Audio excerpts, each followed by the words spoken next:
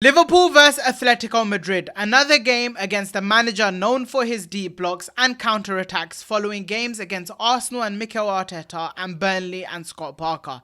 Liverpool's attack hasn't quite gelled yet, but the defence in the last couple of games have been nothing short of sensational, and this will probably be another game where the defence needs to be very solid against a tough Atletico Madrid team. Having said that, I'm so excited to watch a football game that doesn't have the jeopardy that comes with the Premier League game. Champions League games, especially in the group stages and especially in the initial phase of games, don't have the jeopardy that comes with losing a Premier League game. And that should suit the new players which Liverpool have signed, because the game will probably be less intense as what they've been used to so far in the Premier League. In terms of Atletico Madrid, we all know a Diego Simeone team. They will always work hard, they will be extremely tight defensively, and they will not give any space, especially away from home. The recent fixtures from Atletico Madrid and the start of the season have not been great in terms of results, but if you actually watch their performances, they've dominated most of the games. They lost to Espanyol 2-1, they drew their next two games versus Elche and Deportivo, and then they finally won their recent game against Villarreal, and it was a brilliant performance.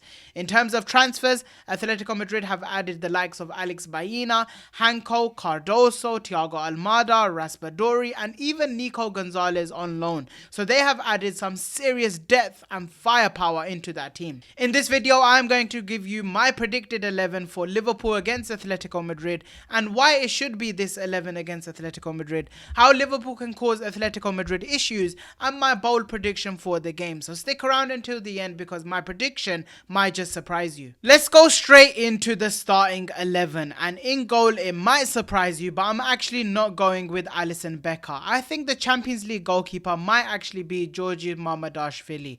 And obviously we're going to see what Arne Slot's pre-match preview is going to be like, and he will definitely have a question about the goalkeepers, but I think he wants to give Mamardashvili some game time, and this is a perfect time to give him some game time so that he can be fresh. Just because he's actually played in La Liga before, he's played against Atletico Madrid before, and it's a game at Anfield. Alisson could do with the rest, he's played every single game, and I don't think he would mind benching him in this game. Then going at right back, this is where there's a big question. Like I explained last time, there's three options here. There's Conor Bradley, there's Jeremy Frimpong, and there's Dominic Szoboszlai.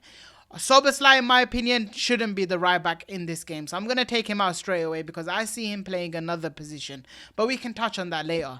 Jeremy Frimpong is more used as a winger right now than as a fullback, and in my opinion, his traits are excellent when the team is very tired. You bring him on as a substitute, 10-20 minutes, and he can cause some serious issues to the opposition defense, but I don't think he has the best chemistry with Mohamed Salah just yet. So Conor Bradley is going to be my right back. I think he has been excellent in that cameo that he had against Burnley. I think he showed exactly why he should be the right back right now, because he allows Liverpool's attacking play to improve a lot. He has great chemistry with Mohamed Salah on that right hand side. He makes brilliant inverted runs, especially in these half spaces here where he can open up space for Mohamed Salah to go 1v1, but he can also link up play with him and he can overlap when he is asked to. Defensively, he's solid enough, and when you have the person who you have at right centre back, which is Dijk and Konaté, I don't think defensively you need to be amazing because Konaté's wide defending is excellent, and I think both him and Van Dijk, who have starting against Atletico Madrid, have been phenomenal in the last couple of games. Liverpool have won their recent games mainly because of their defence rather than their attack. Against a low block like Burnley and a team that counter-attacks a lot, your defenders need to be excellent in the air, especially if Atletico Madrid are playing some long balls through to Soloth. And Konaté and Van Dijk's aerial ability in the last couple of games have been nothing short of spectacular, winning every single aerial duel, allowing Liverpool to sustain pressure and being excellent in their 1v1s. Now left back is an interesting one because Milos Kerkez only played 37 minutes the other day, and of course there's Andy Robertson, who came off the bench and had an excellent cameo against Burnley. But I think this is a perfect opportunity for Arne Slot to play Milos Kerkez in a big Champions League game and see what metal he is actually made of. I don't think it's going to have the same Premier League intensity into this game, even if Atletico Madrid are very fast at counter-attacking. I think we might see Milos Kerkez actually attack a lot more in this game than we've seen in the Premier League so far, where he's been more conservative. Moving on to the defensive midfield, it's of course only one man only, who has been absolutely brilliant for Liverpool every single time he plays this season. Ryan Gravenberch. That Burnley game, if you watch the compilations, wow, This guy is unbelievable. The way he opens his body up, gets past his opposition and opens the space up for Liverpool. Some of the touches that he was producing, the flick to Milos Kerkez inside the box before he got yellow carded, and then Ryan Gravenberch's little touch over the opposition midfielder, and then getting that ball forward. He is absolutely ridiculous to watch. At his best, he's one of the best defensive midfielders at progressing the ball for Liverpool and in the Premier League in general, and I think he has to start. The midfield is an interesting question. There's obviously always three options that Liverpool can play in. That is Curtis Jones, Dominic Szoboszlai, and Alexis McAllister. Alexis McAllister has had a tough start to the season. He didn't have a proper preseason. He still got a couple of knocks, and he took a crazy challenge against Ugochukwu against Burnley. So in my opinion, he stays on the bench in this game. Then you have Curtis Jones and Dominic Szoboszlai, both who have been excellent this season. But the one midfield I really want to watch is Dominic Szoboszlai playing in this role here. And the reason I say that is I actually want to see Dominic Szoboszlai more towards the right-hand side. Whether Arne Slot does it or not is a different story. But I still want to see him in the double pivot. He's more likely to be on the left-hand side. But I just want to see this where Dominic Szoboszlai is on the right-hand side and Florian Wirtz is more positioned towards the left-hand side. And what happens in possession, I want to see this become like a 4-3-3 where Florian Wirtz is playing in this left half space and Dominic Szoboszlai is playing in the right half space. And when we are able to sustain pressure and dominate teams, when you have these two players in the half spaces, you saw the difference between Florian Wirtz in the first half and second half against Burnley. The way he was collecting the ball in the second half was mainly because he was in that comfortable left half space role. And the thing that Szoboszlai does in this position is that he gives Salah more options, and that is what we need. We need to maximize the talent of Mohamed Salah. We have not used him appropriately this season like we did last season. And when you add Conor Bradley and Dominic Szoboszlai towards this right hand side, you've now added a trio that are very comfortable playing with each other, just like they did last season, and you open up more options for Mohamed Salah. He can play this pass over here with Dominic Szoboszlai running off, and then you also have Conor Bradley coming in here, so he can play a 1-2 with Mohamed Salah and open up space for Mohamed Salah. And that's what I'm talking about, relationships on the pitch. And we all know Florian Wirtz prefers this left half space, so why not just switch them to make Gravenberch move towards more the left hand side in the double pivot and Szoboszlai towards the right hand side. Of course, right now Arne Slot's system probably doesn't protect that enough, so it's probably going to be Szoboszlai on the left hand side and Wirtz on the right, but this is what I would do. Going at left wing, I'm going with Cody Gakpo.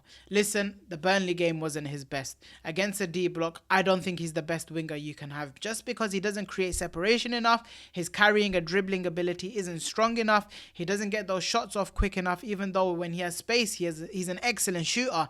But I just don't think he creates that separation enough against his marker, and we saw that against Burnley.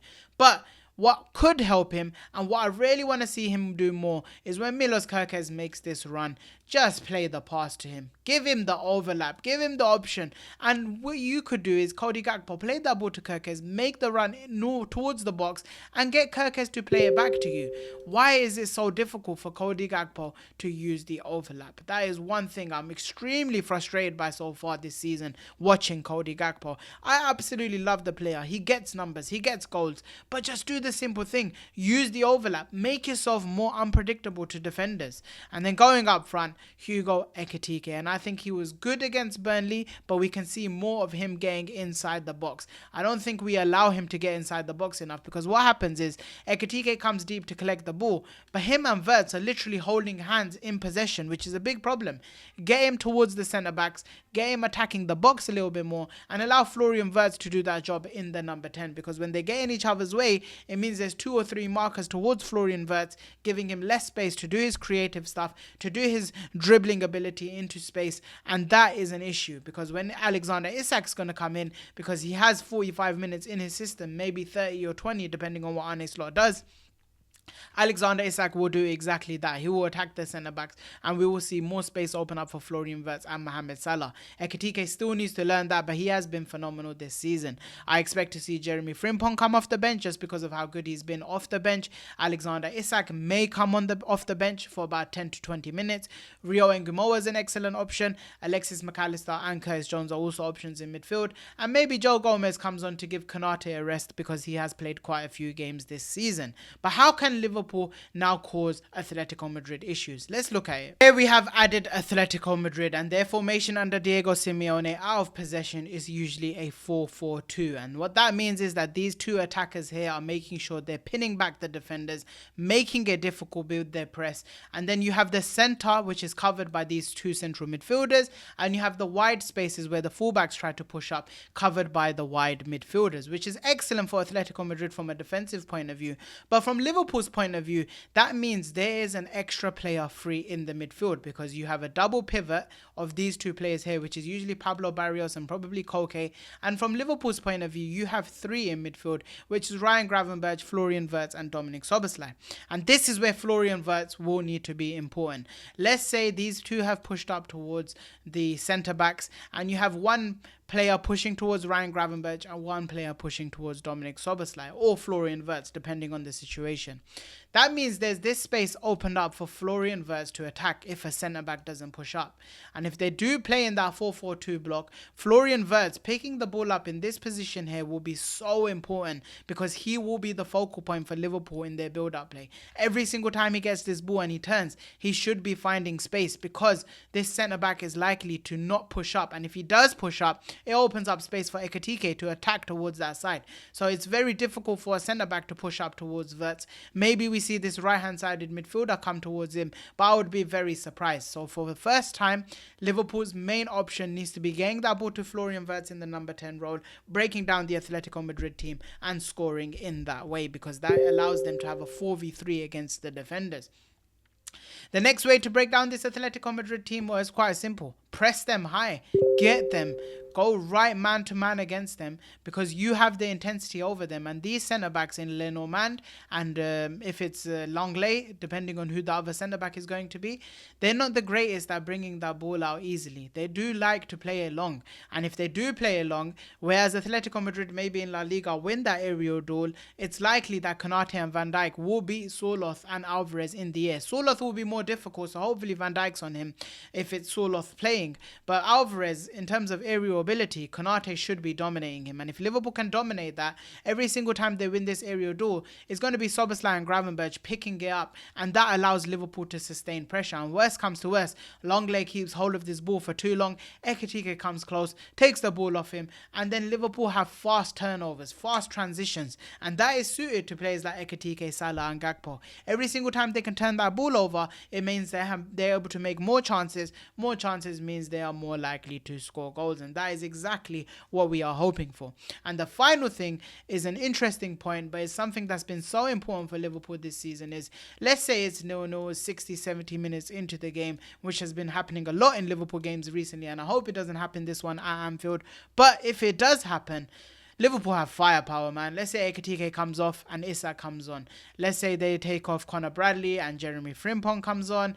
You take off Dominic Szoboszlai and Alexis McAllister comes on. And then you take off Cody Gakpo and Rio Ngumoa comes on. And you have about 10 to 20 minutes left in the game. In terms of intensity, Liverpool are more likely to be able to last the 90 minutes with high intensity compared to Atletico Madrid, who put a lot into that first 45 minutes and then tried to hold off in the last 45 minutes. But if that happens, Liverpool will be able to sustain pressure. They'll be dropping this deep block so close to the box that it means Liverpool will be getting that ball more into the box, meaning the more times the ball gets in the box, the more touches they get in the box, the more likely they break down this deep block from Diego Simeone's men. So that means we need to be using those substitutions right. Arne needs to be timing them right, and hopefully then we can break them down. If there was 3 players I'm worried about in this Atletico Madrid team, just to let you know how good they are, it's Julian Alvarez here, because he is the main man. He is the guy who gets the goals. He's very creative, great set piece taker. He's only improved since leaving Manchester City, and he is the focal point of this team. The next one is the midfielder Pablo Barrios. He's so comfortable with the ball at his feet. His carrying ability is excellent, and I think Wirtz and Szoboszlai have a job on their hands in terms of stopping Barrios from actually progressing that play, from winning free kicks and from frustrating Liverpool. And the last player Jan Oblak. And the reason I say that is when he wants to be, he can be fire. And when he is on fire, it's very difficult to get past him. He's probably, in terms of shot stopping, very equal to Alisson when he is on his day. So, of course, he is going to be a problem from this Atletico Madrid team. But overall, my prediction for the game is a 2-0 Liverpool victory. I think we get the clean sheet. I think we get the goals to win this game. Start off the Champions League with a positive win. Heading to that Saturday game in the Merseyside Derby against Everton at 12:30, which is always a difficult game. I hope you guys enjoyed this breakdown of the Liverpool vs Atletico Madrid game. Don't forget to like the video, comment your predictions and thoughts on the game down below. Subscribe for more, hit the notification bell so you know whenever I upload. Thanks for watching as always, and peace.